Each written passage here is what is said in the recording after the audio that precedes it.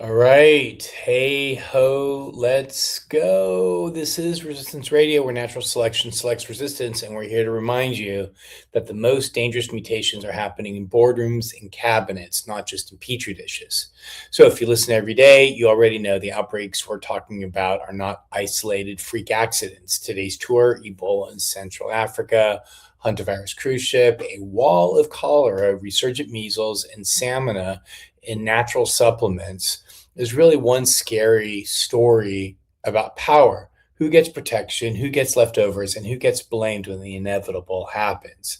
So let's start in eastern Congo and in neighboring Uganda. There's an Ebola outbreak caused by the Bundibugyo strain, big enough that the World Health Organization has declared it a global public health emergency. That's not a label. It means multiple countries, thousands of health workers, and international funds are supposed to move. If those with power actually choose to move them on the ground, that looks like more than 100 confirmed cases. Many hundreds more suspected, and families watching loved ones die in systems that were underfunded long before the cameras showed up. And here's the piece about power.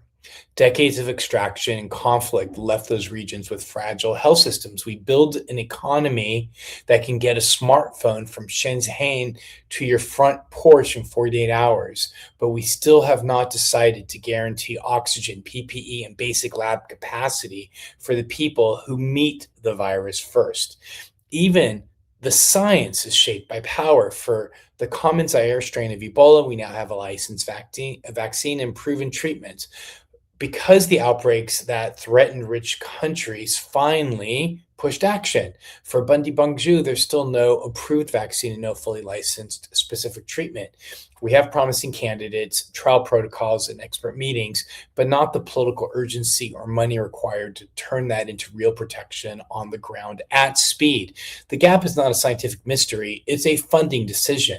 Now let's swing all the way out over to the Andes. Hantavirus outbreak on a cruise ship, as we know, a rodent-borne virus that could transmit between individuals in close, prolonged contact, shows up on a commercial vessel, passengers scattered in more than 30 countries, and suddenly hundreds of people are being monitored.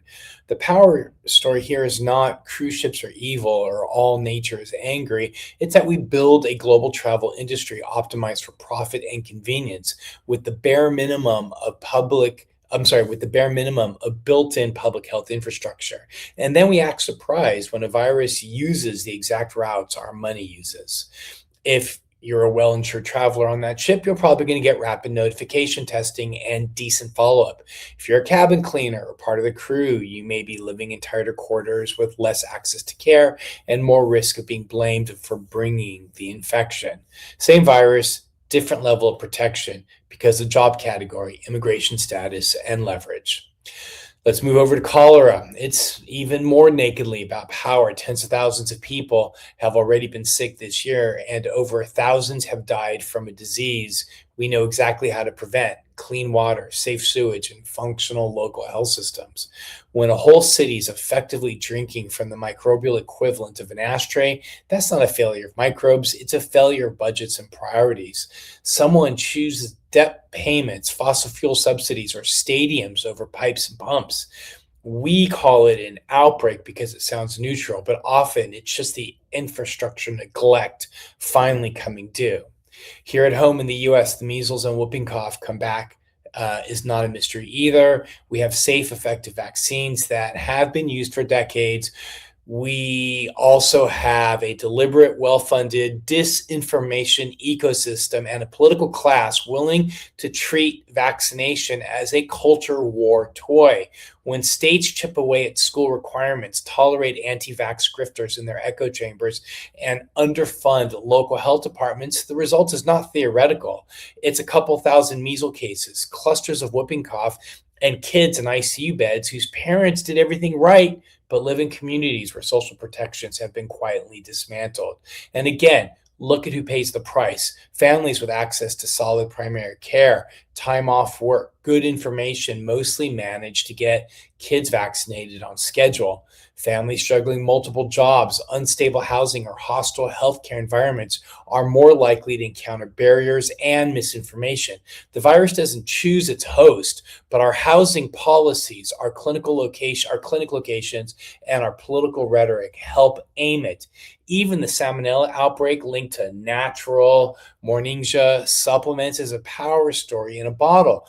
We've allowed an enormous supplement industry to flourish under lax regulations while marketing itself as clean and pure and alternative. Meanwhile, under resourced communities and people failed by the healthcare system are pushed toward these products by cost, distrust, and aggressive advertising. So when contaminated capsules send people to the hospital, it's not just a quality control glitch, it's another example of how we let profit and ideology outrun basic safety, especially for people with the least margin for error. And then there's us, the countries with money and microphones. When Ebola is in Congo or Uganda, we debate whether we need to invest in vaccines tailored to that particular strain. When cholera is in poor neighborhoods or refugee camps, we talk about resilience instead of guaranteed water and sanitation. When measles outbreaks hit under-vaccinated communities, we scold individual parents instead of naming the talk show host, politicians, and social media platforms that cash in on doubt. None of this is random. These outbreaks live along the fault lines we have drawn with policy, trade rules that favor pharmaceutical parents over equitable access, development deals that extract resources and leave weak health systems, housing, and education patterns that segregate risk. The germs are doing what germs do. The map of who gets hardest is a map of power. So if you watch or listen every day, here's the through line to carry with you. When you hear low risk to the general public, ask which public. When you hear unprecedented outbreak, ask unprecedented biology or just unprecedented neglect. And when someone calls these events acts of nature, remember that nature doesn't decide whose clinic gets closed, whose water gets privatized, or whose neighborhood gets blamed. Individual choices still matter. Getting vaccinated, masking when you're sick, and supporting science, voting for people who fund public health instead of gutting it. But the real leverage point is insisting that power stop pretending these are accidents and start treating them as the predictable outcomes of budgets and laws. This is Resistance Radio, where natural selection selects resistance.